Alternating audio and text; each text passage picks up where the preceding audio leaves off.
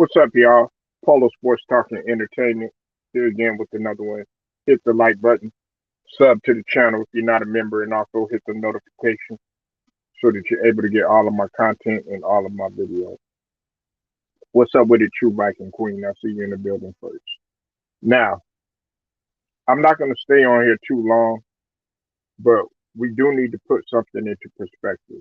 Now, did I get on KD and both Kyrie about their leadership? Yes, I did. I did get on them about their leadership.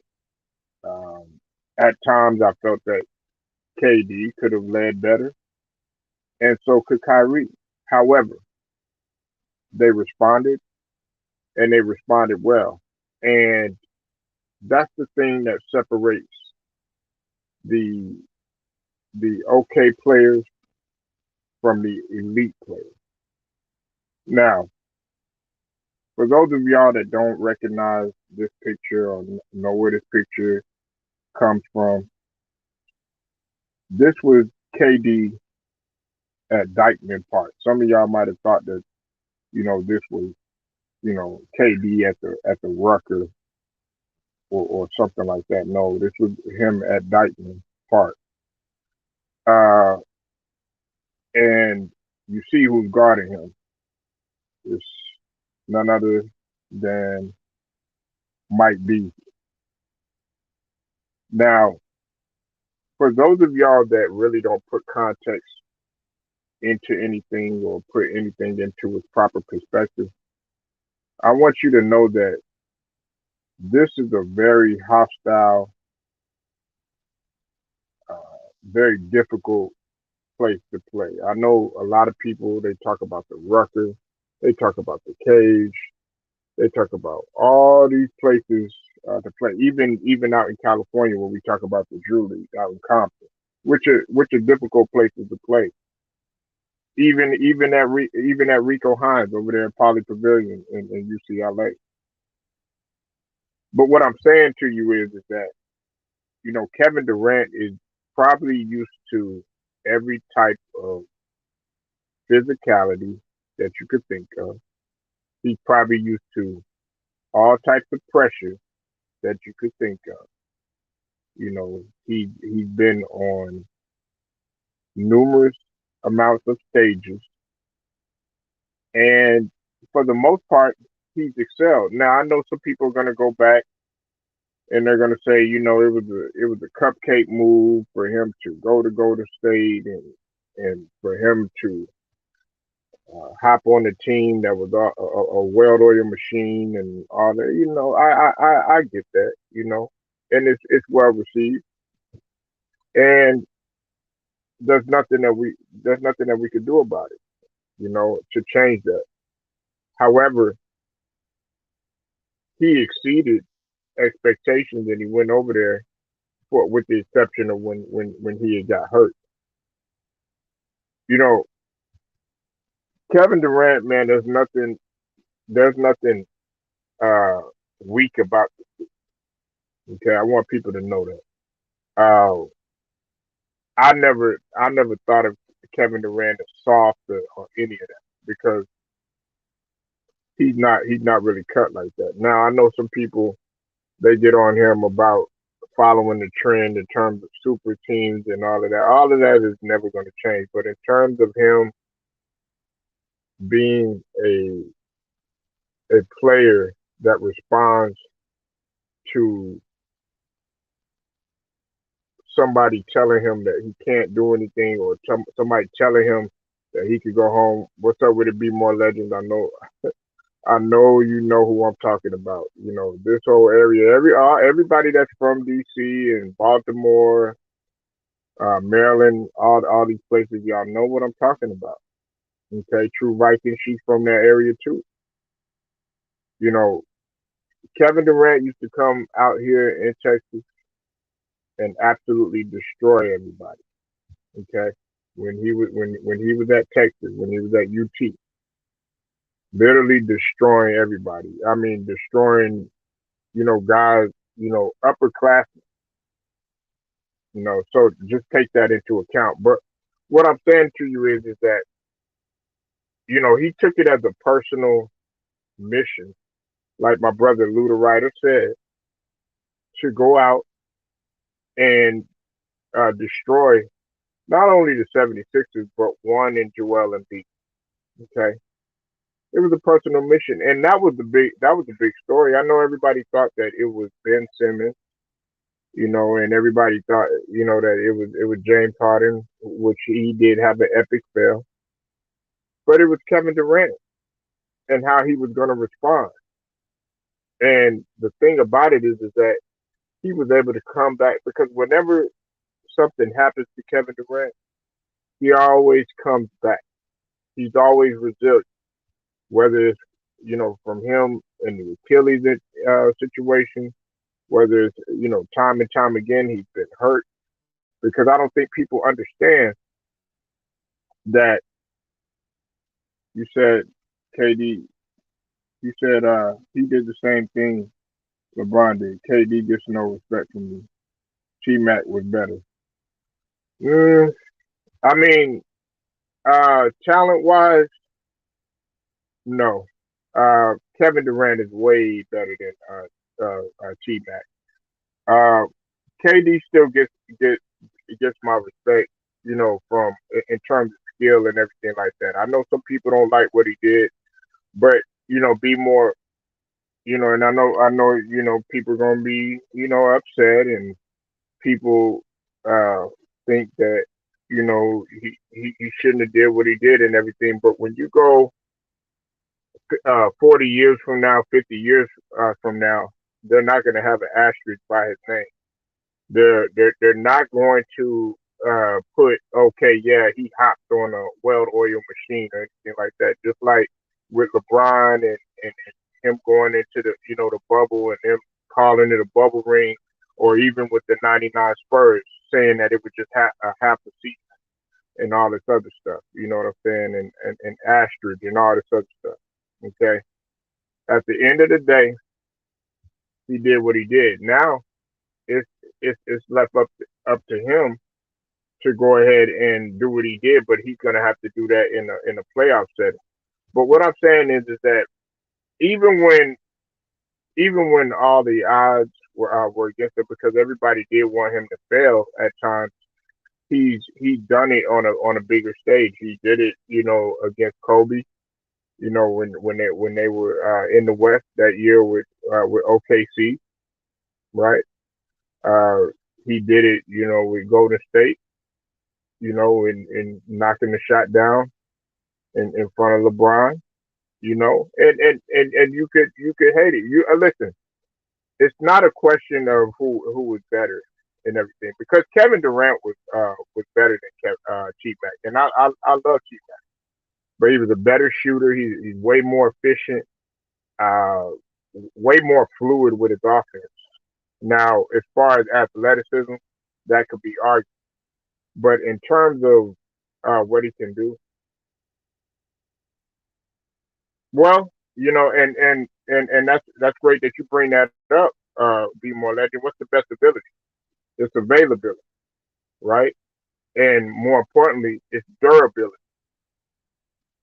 You understand what I mean? Uh, Kevin Durant was able to get out of the first round. T Mac wasn't. So that kills that whole argument right there. Okay. Now, T Mac was raw, and with this, he had one of the best first steps and was a decent playmaker with Toronto. But in terms of one on one, in terms of being able to really break your man down and be able to do an array of moves, it's Kevin Durant.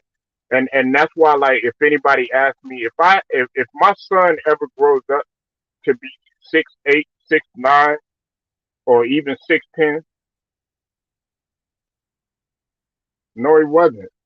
And you're talking about I have to watch old T Mac videos. What do you mean?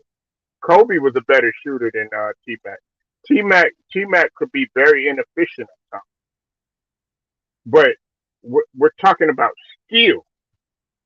Go line the percentages up. Go line the percentages up with Kevin Durant. It's not even close. We're talking about a 50-40-90.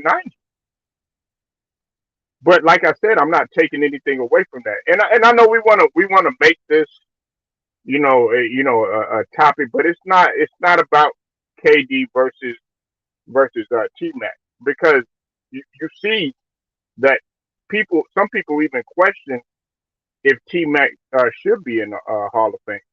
Not me, but listen, he was him, between him and Kobe Bryant.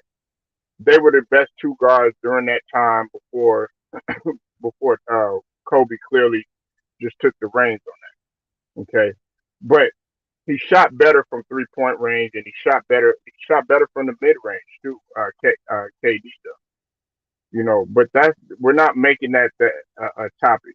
But I'm here to tell you, in my personal opinion, and also from a fact in terms of percentage wise, KD is a better fluid scorer and a better natural scorer.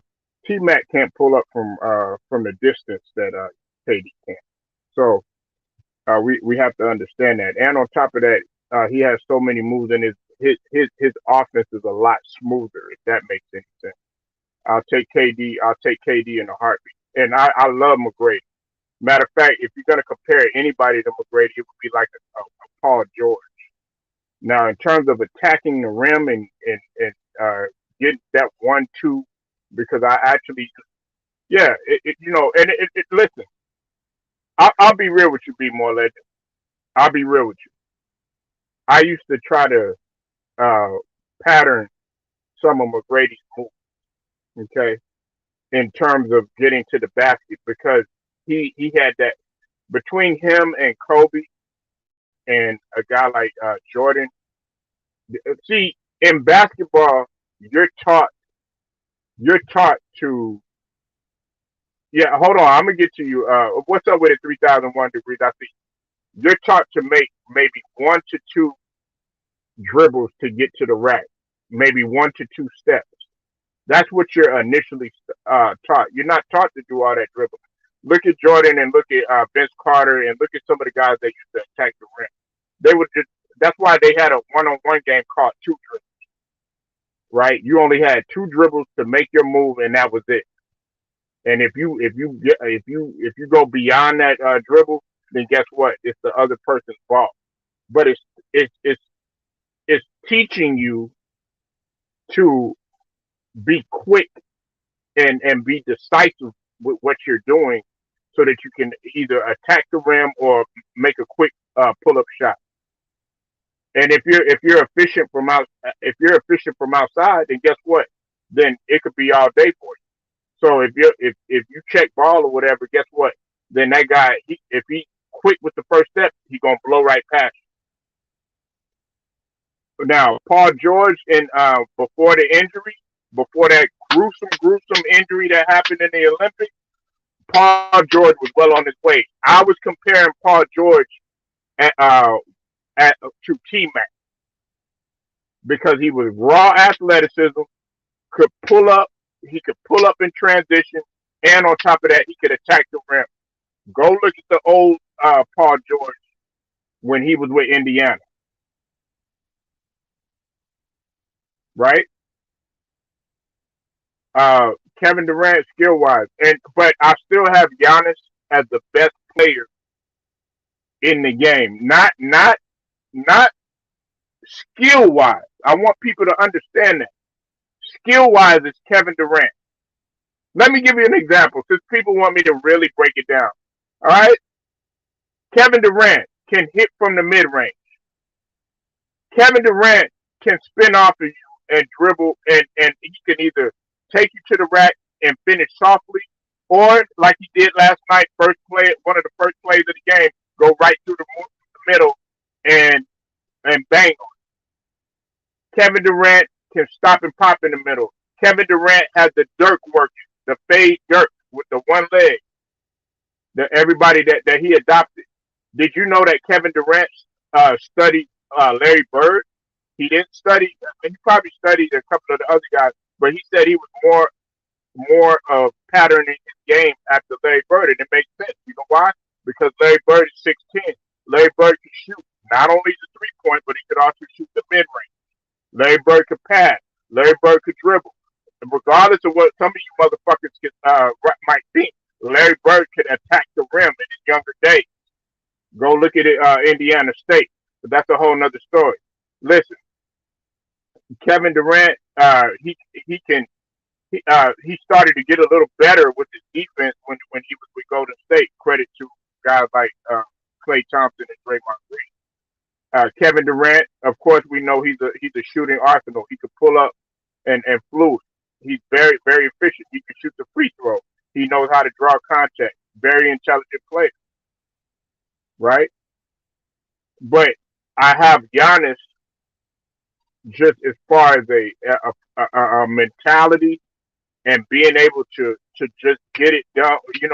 As far as leader and not really depending on a complimentary player like that. I got Giannis, and Giannis is getting better because you got to think they're both the same size. Giannis is getting better with his jumper. Giannis is improving with his mid range, but but KD has been shooting like this ever since he was at Texas, ever since he was at Montgomery Street, ever since he was at Oak Hill, ever since he was at OKC, ever since he was at Golden State, ever since he was at Brook.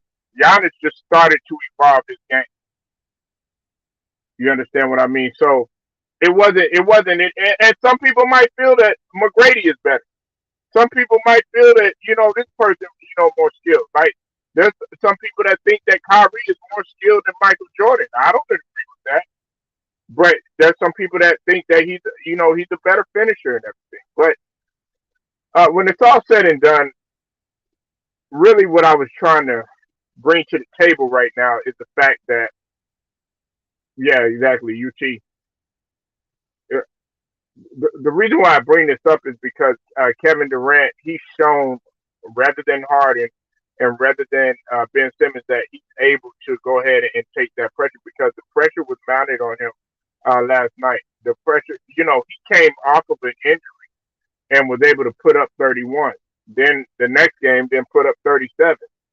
So he can score. He can score. Now, having said all of that, he's going to have to get it done in the playoffs. Okay, and Boston is a hungry team right now. I know the Heat. They at the top of the East right now, but Boston is coming, and you gotta be worried about some of these other teams in there. Right now, Boston is trying to eat everybody alive. You know, but we'll see what happens. Um, y'all let me know what you think. Yeah, he could definitely score. Uh, he could definitely score a true Viking. I know you probably done seen him, in person and everything. But y'all tell me what you think, man. Do you think KD is able to handle the pressure better than most uh, in today's game? Because you got to remember he did uh, he did play pretty much every single minute in that game against the Milwaukee Bucks. So I want people to put that into perspective. And he was playing short-handed with a hobbled James Harden and no Kyrie. So, at 18 years old, playing against Kobe, Jay Reed, other, and he cooked all of them. Yeah, he said Jay Reed. I don't like calling that. I don't like calling that dude that. Man, y'all something else, man. Oh man, y'all so man. Every time I think of Jay Reed, man, y'all nah, cause in the hood, man, we don't like calling people nothing like that. Though. Hey, to each is everybody's own. But like the video, share it, subscribe, hit the notification so that you will be notified. I appreciate everybody pulling up. Be more legends. 3001 degrees. Uh, True Viking, the Queen, as always. Polo Sports Talking Entertainment, man. I will get at you later.